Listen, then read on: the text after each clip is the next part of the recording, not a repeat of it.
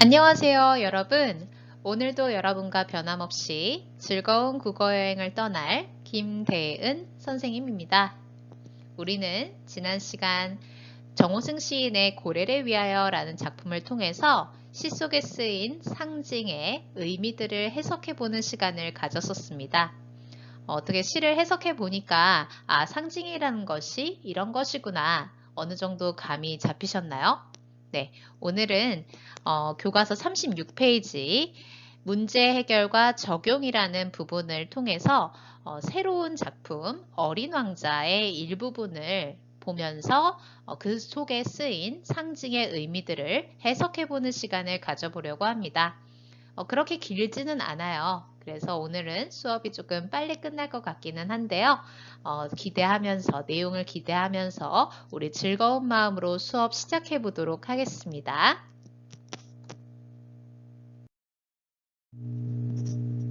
교과서 36페이지, 37페이지를 펴놓고 이제 화면을 보면서 내용을 살펴보도록 하겠습니다. 여러분들 어린 왕자 읽어보셨죠? 혹시 안 읽은 친구들도 있을까봐 간단하게 소개를 하면요. 교과서에도 나와 있듯이 어린 왕자는 사막에 잘못 착륙한 비행 조종사가 자신의 별을 떠나 다른 별을 여행 중인 한 소년을 만나 그에게 들은 이야기를 기록한 형식의 소설입니다. 1943년도에 발표가 됐고요. 생텍 쥐페리라는 아주 유명한 소설가죠. 이 소설가가 만든 작품입니다.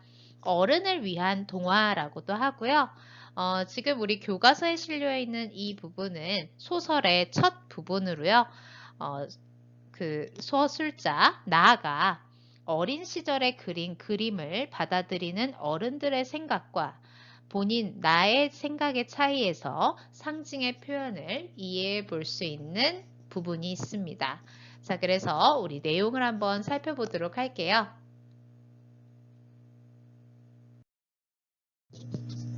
36페이지에 실려있는 첫 번째 문단부터 내용을 보도록 하겠습니다. 6살 적에 나는 실제로 겪은 이야기라고 하는 원시림에 관한 책에서 멋들어진 그림을 하나 본 적이 있다. 맹수를 꿀꺽 집어삼키는 보아구렁이 그림이었다. 위의 그림은 그걸 옮겨 그려본 것이다. 그 책에는 이렇게 적혀 있었다. 보아구렁이는 먹이를 씹지도 않고 통째로 집어삼킨다.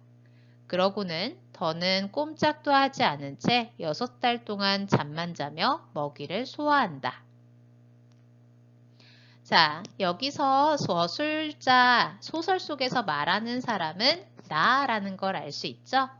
서술자가 6살 때 겪었던, 즉 과거에 겪었던 일을 떠올리는 방식으로 해서 이야기를 시작하고 있습니다. 이 서술자 나는 원시림에 관한 책을 읽다가 아주 멋있는 그림을 봤는데요. 맹수를 통째로 집어삼키는 보아구렁이 그림을 본 거죠. 자, 그래서 그 책에 보아구렁이에 대한 설명이 있었는데 보아구렁이는 먹이를 씹지를 않고 통째로 집어삼킨 다음에 6달 동안 잠만 자면서 먹이를 소화한다고 합니다. 이 말에 굉장히 우리 서술자는 인상 깊게 이 말을 봤나 봐요. 자, 그래서 그 다음 부분을 보면은 그 내용을 바탕으로 그림을 하나 그리거든요. 그 그림을 한번 보도록 하겠습니다. 그래서 나는 밀림 속에서 겪은 온갖 모험들을 곰곰이 생각해 보았다. 그러고 나서 색연필을 가지고 내 나름대로 생애 첫 번째 그림을 하나 그리게 되었다. 내 그림 제1호였다. 그 그림은 이런 것이었다. 나는 그 걸작품을 어른들에게 보여주고 내 그림이 무서우냐고 물어보았다. 어른들은 대답했다. 모자가 뭐가 무서워? 내 그림은 모자를 그린 게 아니었다. 그것은 코끼리를 삼키고서 소화하는 보아구렁이었다. 그래서 나는 어른들이 알아볼 수 있도록 보아구렁이의 뱃속을 그려 넣었다. 어른들에게는 언제나 설명을 해주어야 한다. 내 그림체의 이유는 이런 것이었다. 자, 36쪽의 마지막 부분을 좀 보겠습니다. 이제 그 책을 읽고 나서 저술자 나가 밀림 속에서 겪은 온갖 모험들을 곰곰이 생각해 보고 나서 이제 그림을 하나 그렸는데요. 그게 바로 제1호 자신의 인생 최초의 그림이었는데요. 그 그림은 바로 아래와 같은 그림이었습니다. 그래서 이제 이 그림을 어른들에게 보여주면서 이 그림 무섭지 않아요? 라고 물어봤더니만 어른들이 이 그림을 보고는 모자가 뭐가 무섭냐라고 합니다. 그런데 서술자는 좀 당황했겠죠. 자신이 그린 그림은 보아구렁이가 코끼리를 삼키고 나서 소화를 시키는 장면을 이제 그림으로 표현을 한 건데 어른들이 보기에는 모자처럼 보인 겁니다. 그래서 어쩔 수 없이 보아구렁이의 뱃속을 그려 넣었다고 해요. 그래서 그렇게 그 그림을 이제 다시 그리면서 하여간 어른들은 언제나 설명을 해줘야 된다라고 하죠. 자, 그래서 이제 두 번째 제2호 그림이 완성이 됐는데 그 그림은 37페이지에 나와 있습니다. 같이 한번 볼까요? 제2호 그림이 나와 있습니다. 37페이지 맨 위에. 네, 코끼리가 보아구렁이 뱃속에 들어가 있네요. 자, 그러고 나서 이제 그 밑에 내용을 한번 보도록 할게요. 어른들은 나더러 속이 보이건 안 보이건 간에 보아구렁이 그림 따위는 집어치우고 차라리 지리, 역사, 산수, 문법이나 열심히 공부해보는 것이 좋겠다고 충고해 주었다. 이리하여 나는 6살 때 화가가 되려는 멋진 꿈을 접을 수밖에 없었다. 내 그림 제1호와 제2호가 성공을 거두지 못한 것 때문에 낙담하고 만 것이었다. 어른들은 언제나 스스로는 아무것도 이해하지 못한다. 그러니 어린아이는 그들에게 매번 설명하고 또 해야 하니 피곤한 노릇이다. 어른들이 이제 두 번째 그림을 보고 나서도 우리 서술자 나한테 칭찬을 해주진 않았습니다. 오히려 칭찬을 해주기보다는 그림 그리는 거 집어치우고 역사나 지리나 산수, 문법 공부나 열심히 해라. 그렇게 충고를 해주었다는 거죠. 그래서 우리 서술자는 6살 때 화가가 되고 싶다라는 멋진 꿈을 접었습니다. 어른들은 언제나 스스로는 아무것도 이해를 못해서 그러니까 어른이 보는 시선과 아이가 보는 시선은 다르다라는 거죠.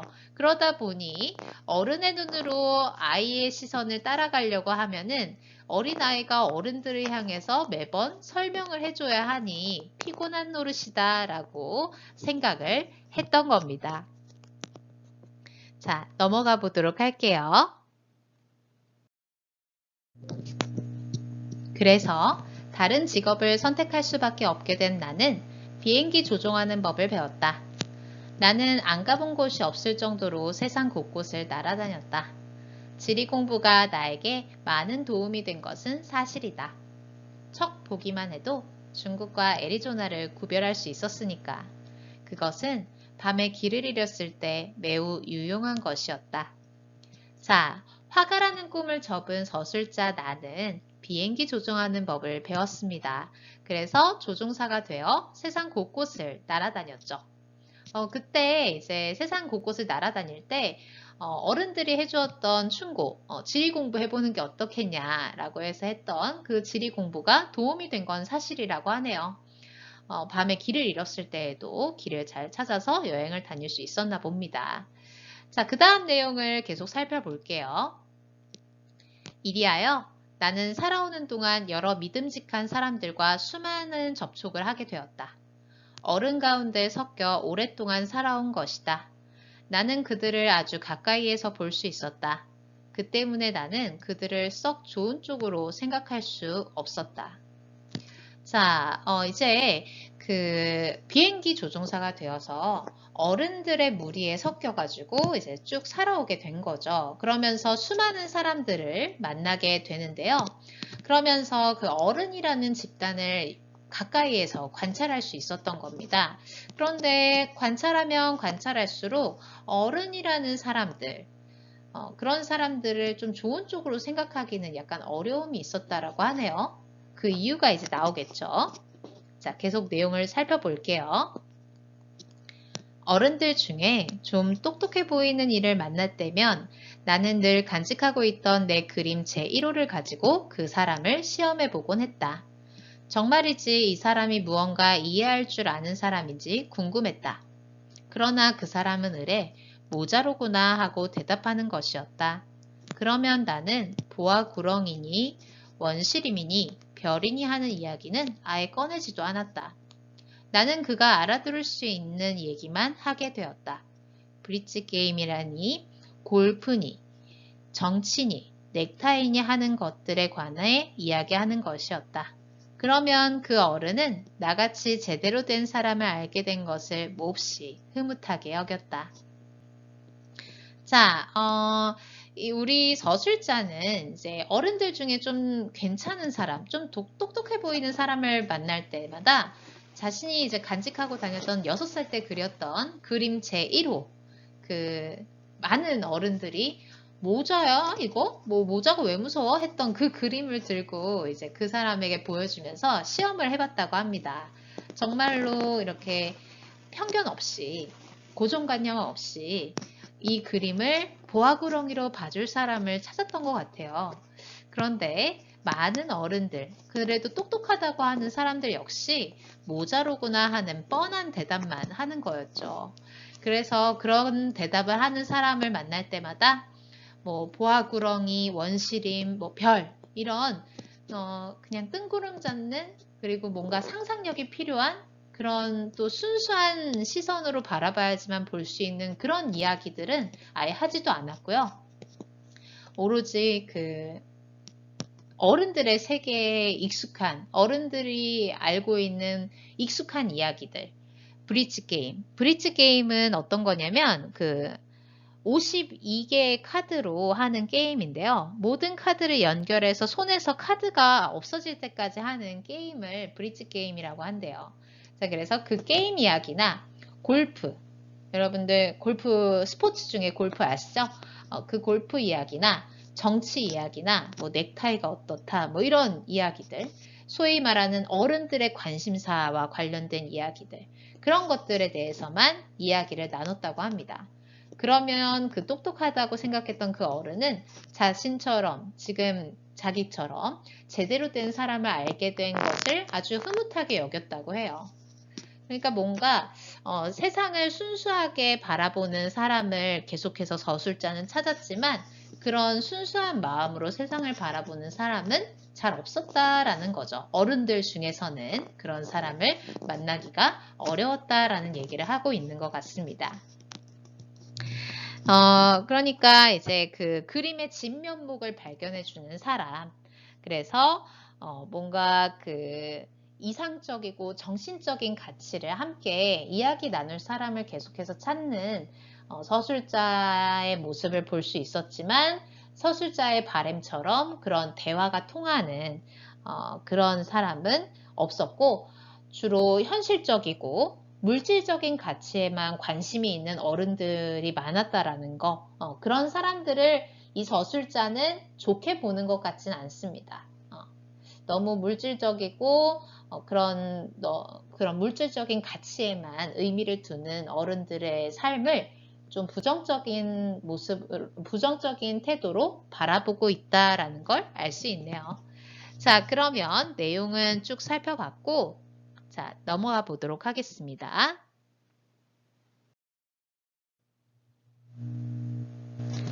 주요 내용을 요약을 해볼게요. 6살 때 그린 그림을 어른들이 알아보지 못했고요. 어른들을 위한 그림을 다시 그렸지만 역시 인정받지 앞에서 화가라는 꿈을 접게 됐었죠.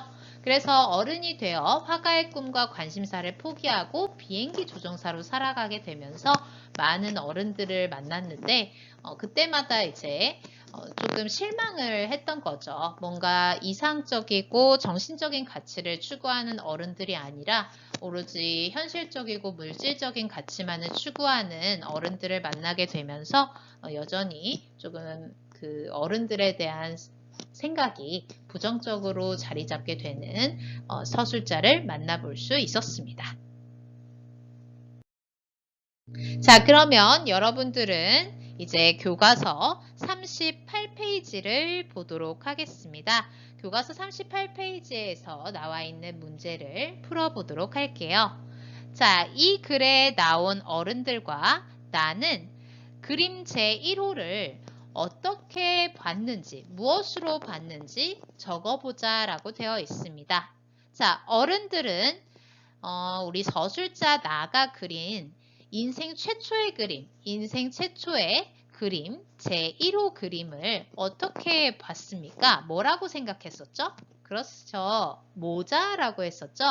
그래서 우리 서술자가 어른들에게 자신의 첫 번째 그림을 보여주면서 이거 무서워요? 라고 했을 때 아니 모자가 뭐가 무섭냐고 그런 반응을 보였었죠.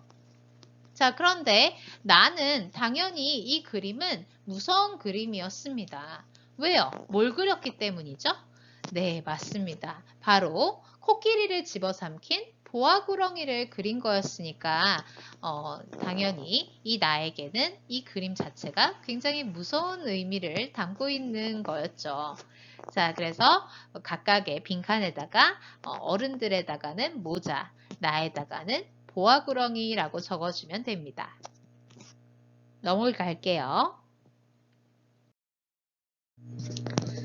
두 번째 문제를 보겠습니다. 1번의 내용을 바탕으로 하여 어른들과 나가 이야기하고 싶은 것을 말해보자 라고 되어 있습니다. 자, 어른들은 주로 관심사가 어떤 것들을 있었나요? 무슨 이야기를 하는 걸 좋아한다고 했습니까? 그렇죠. 브릿지 게임, 골프, 정치, 넥타이 이런 현실적이고 물질적인 가치에 대한 이야기를 나누는 것을 좋아합니다.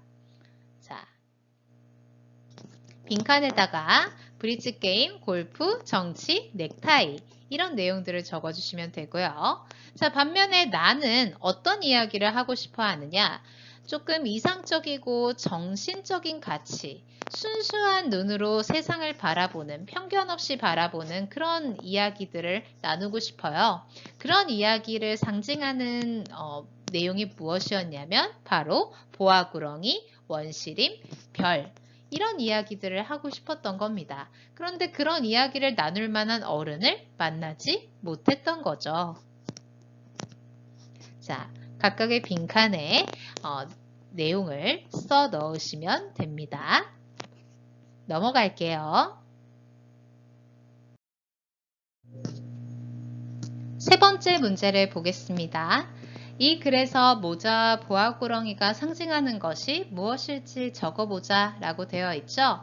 자, 우리 서술자가 6살 때 그린 첫 번째 그림을 어른들에게 보여줬을 때 어른들은 모자가 뭐가 무섭냐 라는 반응을 보였습니다. 이때 모자가 의미하는 것은 굉장히 여러 가지로 해석할 수 있는데요. 자, 모자로 본 것은 누구의 시선이었다고요? 그렇죠. 어른들의 시선이었죠. 자, 그래서 이 모자는 어른의 세계 또는 눈에 보이는 세계 또는 현실적인 가치, 물질적인 가치라고 해석할 수 있습니다. 이 내용을 교과서에 잘 적어주시면 되고요. 자, 그런데 우리의 서술자는 이 그림이 모자를 그린 것이 아니었었죠. 바로 보아구렁이가 코끼리를 집어삼킨 상태에서 소화를 시키는 모습을 상상해서 그린 거였죠. 자, 그래서 보아구렁이로 바라봤던 그 서술자의 태도를 통해서 이 보아구렁이가 의미하는 것이 무엇인지를 우리가 또 해석을 해낼 수가 있는데요. 모자하고는 정반대되는 의미로 해석할 수 있을 겁니다. 자, 그러면 반대되는 의미로 적어주면 될 거죠. 자, 한번 해볼까요? 어른의 세계가 아니라 그렇죠. 어린이의 세계 혹은 동심의 세계라고 할 수 있겠고요. 눈에 보이는 세계가 아니라 눈에 보이지 않는 세계. 현실적인 가치가 아니라 이상적인 가치.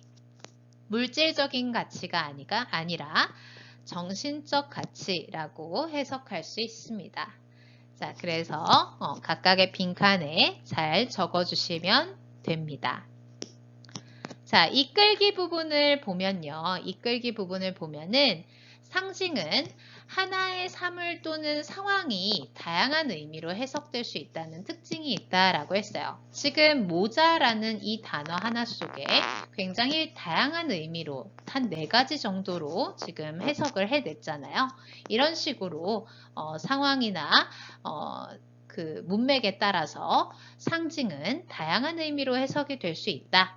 이게 바로 그 상징의 특징이었죠. 원관념과 보조관념 사이의 의미 관계가 다수대 1이다 라는 말 기억나시나요? 네, 그것이 지금 이 부분을 통해서 증명이 됐습니다. 자, 여기까지가 오늘 나갈 진도의 전부였고요.